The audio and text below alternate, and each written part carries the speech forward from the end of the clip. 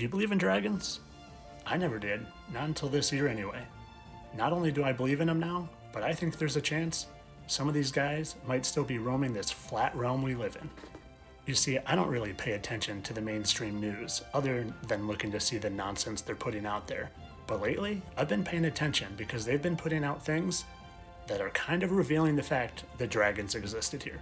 This is supposedly something from 240 million years ago that they said is a dragon fossil. One, I don't believe it was from 240 million years ago.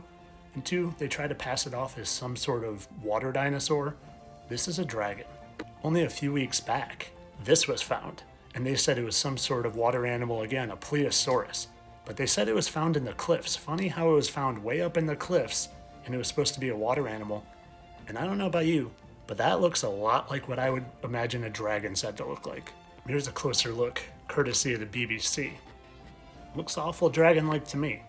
And it's funny, dictionaries from pre-1936 used to talk about dragons and how they are now rare. I also find it peculiar that the Chinese zodiac has 11 real animals and then they just picked a make-believe one for their 12th one. Does that make sense to you? Also, do you know the dragon is talked about in the Bible 21 times? Literally all of these verses in the Bible talk about dragon. Why would they be talking about a fictional make-believe character? Ancient artifacts from around the world show creatures that resemble that of dragons or dinosaurs. These are all civilizations that are said to not have any contact with each other, so strange that these artifacts and resemblances showed up all around the world at around the same time.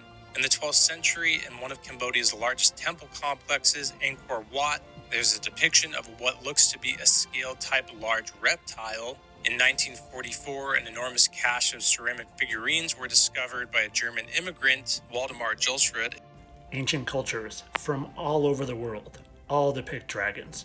And this is supposedly in a time where we didn't have any way to communicate. There was no travel to these other parts of the land. And they all just happened to create this mystical, magical, make-believe animal. Well, I'm going to give you my opinion of what I think is going on.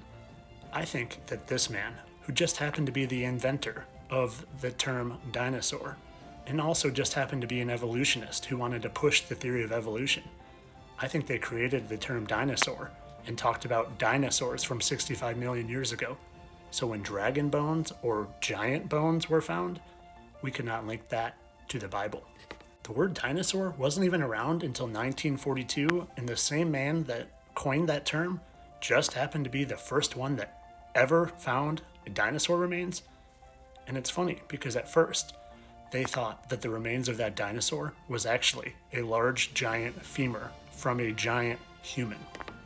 So again, I think the fact that dragons are talked about all the time in the Bible, and if you've heard me talk about giants, how giants are talked about all the time in the Bible, there are people out there that want to discredit what the Bible says and want to get you thinking that dinosaurs and evolution is real, and not the fact that dragons and giants are real, even though all the ancient cultures talk about it.